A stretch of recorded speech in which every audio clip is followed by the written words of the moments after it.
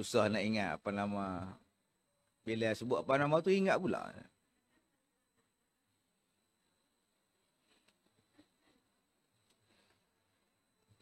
Baik. Kita tidak boleh membeku. Terutamanya di dalam urusan duniawi. Itu kata pengarang kitab ni. Kita tidak boleh statik. Terutamanya perkara yang melibatkan urusan duniawi. Perkara yang melibatkan ukhrawi, ibadat dan sebagainya memang kita tak boleh usik dah. Walaupun ada cabaran, cubaan untuk orang mengusik. Mengusik cara nak semayang, cara nak pergi masjid, cara nak mandi mayat. Dah diusik dah pun. Dan nampak gayanya umat Islam reda ya dengan usikan tu. Ada yang mati, tak payah mandi. Tanam je, tayamum je. Lepas 2-3 tahun, boleh pula mandi. Penyakit yang sama. Habis tu yang tak mandi dulu apa cerita pula. Penyakit sama, serupa. Dulu tak boleh mandi, sekarang boleh mandi. Siapa? Jadi kenapa perbahasan balik? Mak kita, pak kita, adik-beradik kita yang mati 2 tahun lepas. Sampai tak ada siapa boleh ziarah, pergi tanam angkasawan, pergi tanam kat kubur. Sekarang tak lah boleh mandi dah. Apa cerita Hajah Sum? Tak tahu. Kita tak tahu apa. Yang boleh berkembang ialah urusan dunia. Tuan-tuan nak buat kereta terbang ke? Kereta menyelam ke? Aku suka. Nak buat apa benda yang berkaitan dengan dunia, bangunan ke? Rumah ke? Buat. Dan sebab itu, kita tidak boleh membeku otak kita ni. Macam mana kita nak majukan pertanian, macam mana kita nak majukan ekonomi. Silakan. Selagi mana tidak bercanggah dengan hukum syarak. Kita ambil perumpamaan suatu perkara yang menyedihkan dalam kerajaan Islam Turki, Osmaniyah. Di zaman pemerintahan Sultan Mahmud II. 1223 Hijrah, 1808 Miladiyah, sehinggalah 1255 Hijriah dan 1839 Miladiyah. Ketika beliau naik tahta, Turki telah dikepung daripada segala jurusan, terutamanya daripada Tsar Rusia. Rusia akan kepung kerajaan Osmaniyah, Turki. Musuh mengancam dari mana-mana. Mengancam ni ada 2. Satu, mengancam. Satu lagi, mengancam. Ada 2 makna mengancam. Yang mana faham, faham. Tak faham, sudah. Saya mendapat ancaman daripada dia, Ustaz. Dia mengancam saya. Itu. Maknanya dia ugut kita. Satu lagi mengancam. Amboi, Kak Som, mengancam hari ni. Mengancam juga. Jadi ada 2 makna ni. Kerajaan Turki mendapat ancaman daripada seluruh dunia. Daripada Eropah. Khususnya daripada Tsar Rusia. Sebabnya ialah kerana kerajaan Eropah yang dipelopori oleh bangsa Rusia disempurnakan oleh Napoleon telah mempunyai ilmu perang yang lebih teratur. Dan dengan barisan-barisan yang kompak dan dengan kesatuan komando. Jadi kita dengarlah cerita Napoleon, kita dengar cerita daripada Tsar Rusia. Mereka mempunyai tentera yang hebat. Yang mempunyai teknologi peperangan pada masa itu. Sedangkan kerajaan Osmaniyah hanya mempunyai tentera Iskandariah ataupun Janissar yang kolot. Di zaman dahulu memang tentera itulah kemegahan bangsa Turki.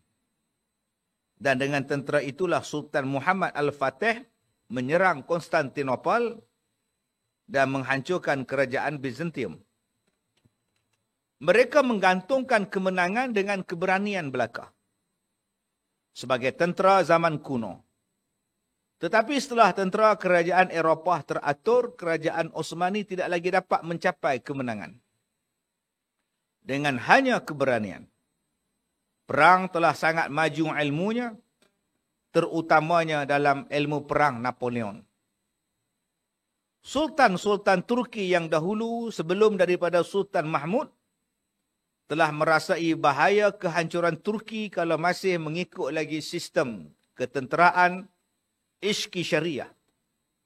Tetapi siapa saja sultan yang hendak berani merubah susunan tentera itu dan meniru cara Eropah, kaum Ishki Syariah tidak suka.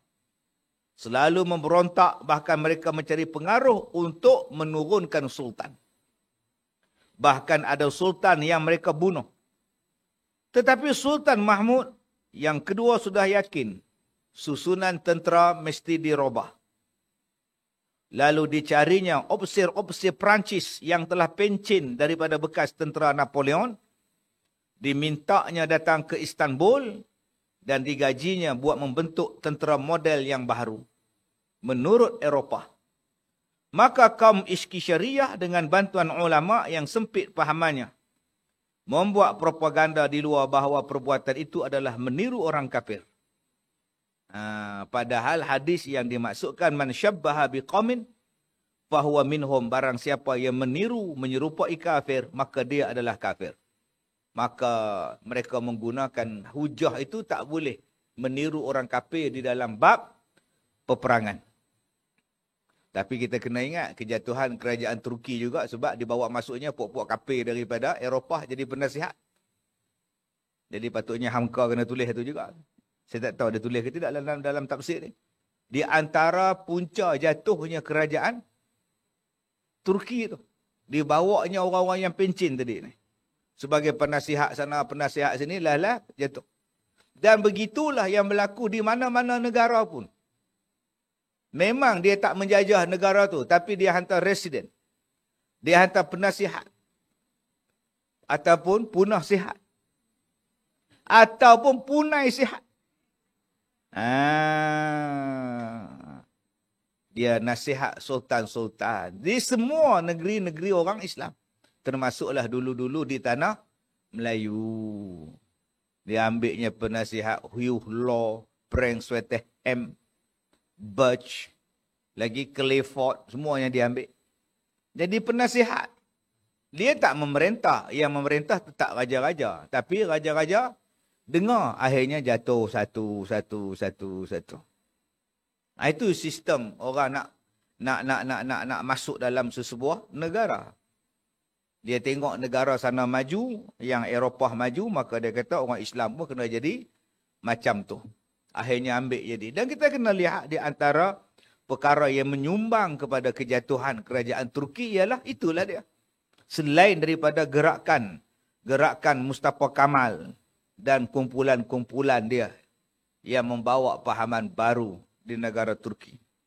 Inilah hadis yang mereka pegang dan besar pengaruhnya kepada orang awam. Kita kena lihat bahawa walaupun kita kata bahawa ini kita kena cari kemajuan, kita boleh pakai yang orang putih punya dan sebagainya. Kita kena ingat dalam ayat Quran yang lain menyebutkan bahawa mereka sama sekali tidak akan redha dengan kita. Maka kita hari ini pun gunalah kita punya ijtihad kita, gunalah pendapat kita, daripada duit dirham, duit dinar, kita tukar jadi duit kertas. Konon-kononnya nak selaras seluruh dunia. Maka berpuluh-puluh tahunlah kita guna duit kertas. Padahal dulu ada duit kupang kita. Tu yang maris kupang, 2 kupang tu. Duit kita sendiri. Maka orang putih datang, dia bawa duit kertas. Dulu duit kertas ditambat kepada ditambat kepada emas. Sekarang tak tambat lagi dah. Nak cetak lah. Sebab tu dulu ada satu orang politik kata apa susah kita cetak lah duit banyak-banyak. Satu hari nanti duit tak akan nilai, tak akan laku lagi dah. Sebab asal tak ada duit cetak, lama-lama jadi duit Jepun. Zaman Jepun memerintah dulu. Maka orang menggunakan wang kertas. Sebab itu boleh berijtihad. Boleh kalau kamu nak ikut sistem mereka. Tapi kena ingat, di sebalik tangan-tangan mereka yang menghulur, ada benda lain yang mereka akan lipat pada kamu. Ini yang berlaku kepada banyak kita. Salah satunya ialah duit. Daripada penggunaan dinar, penggunaan dirham berasaskan kepada emas, hari ini hanyalah duit kertas. Kita bagi dekat dia orang emas, dia orang bagi kita kertas. Cerdik tak kita? Nak duit, bagi emas. Emas kamu, kami nak. Kami bagi kertas. Mereka pun cetak banyak-banyak, potong print, potong. Padahal yang dia bagi itu cuma kertas saja. Yang bernilai besar emas, mereka ambil simpan. Ini kecerdikan kita.